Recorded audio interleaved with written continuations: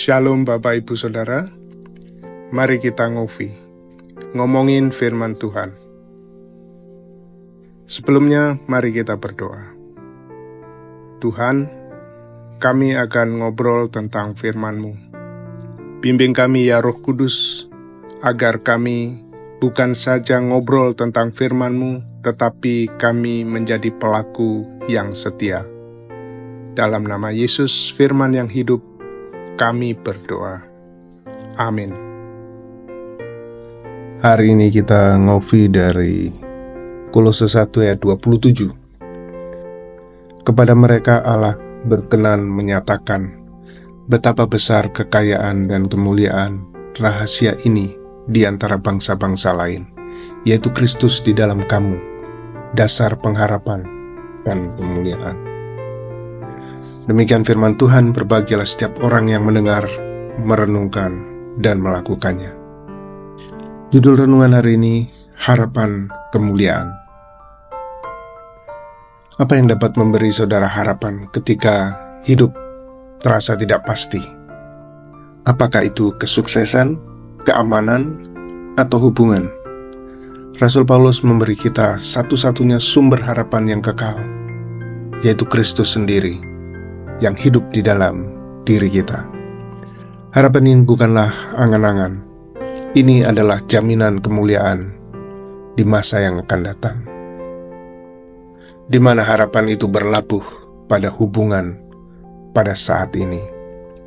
Paulus menulis surat kepada jemaat di Kolose saat dia di penjara, membahas ajaran-ajaran sesat yang merendahkan bahwa di dalam Kristus kita mendapatkan segala sesuatu. Dalam pasal 1, Paulus meninggikan Kristus sebagai yang tertinggi dalam penciptaan dan keselamatan. Dan kemudian membagikan misteri yang kuat yang kini terungkap, yaitu pertama, bahwa bukan hanya Kristus datang untuk kita, bukan hanya Kristus mati untuk kita, tetapi Kristus kini hidup di dalam kita. Ini adalah sesuatu yang revolusioner, khususnya bagi orang-orang bukan Yahudi yang dulunya dianggap berada di luar janji Allah. Sekarang kemuliaan Allah tersedia bagi semua orang melalui Kristus. Beberapa hal utama yang dapat kita pelajari dari bagian firman Tuhan ini ialah, pertama, Allah memilih untuk menyatakan. Allah yang memulai menyingkapkan wahyu.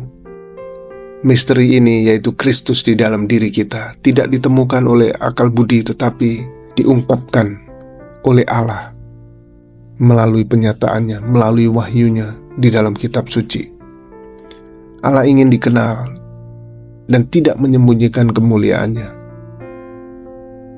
Yang kedua, dikatakan di antara bangsa-bangsa lain. Jadi ini merupakan harapan bagi semua orang, bukan hanya orang Yahudi. Tidak seorang pun dikecualikan. Kehadiran Kristus adalah untuk semua orang yang mau percaya, bukan hanya orang-orang yang saleh atau agamawi.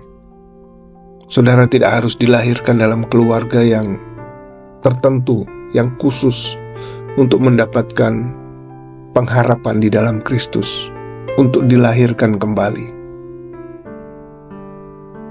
Yang ketiga, Kristus di dalam diri saudara. Ini adalah sebuah keintiman dengan Yesus.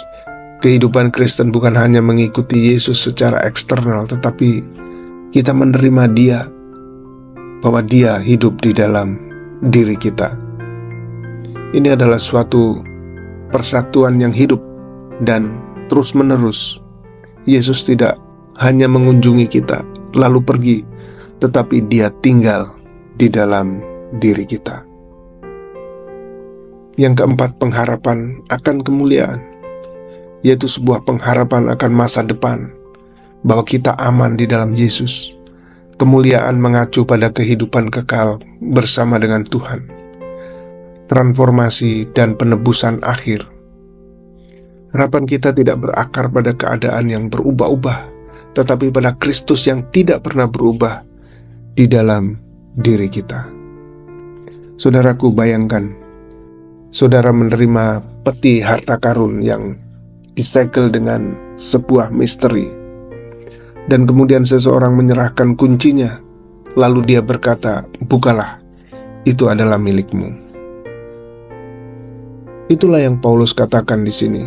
Harta karun hadirat Allah yang telah lama tersembunyi, tidak lagi terkunci, sekarang ditempatkan di dalam diri kita. Jika saudara percaya kepada Kristus, maka harta karun kunci itu diserahkan kepada kita. Saudara tidak perlu mencari kemuliaan. Kemuliaan itu tinggal di dalam diri kita melalui Yesus Kristus. Saudaraku, terimalah kebenaran ini bahwa Kristus tinggal di dalam dirimu. Dia tidak ada di dekatmu, tetapi di dalam dirimu. Hiduplah dengan harapan yang penuh keyakinan. Apapun pencobaan yang kita hadapi, hadirat Kristus adalah jaminan akan kemuliaan yang akan datang.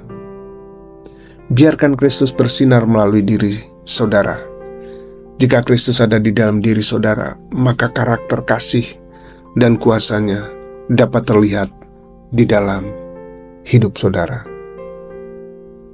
Apakah saudara menyadari akan hal ini, bahwa Kristus ada di dalam diri saudara?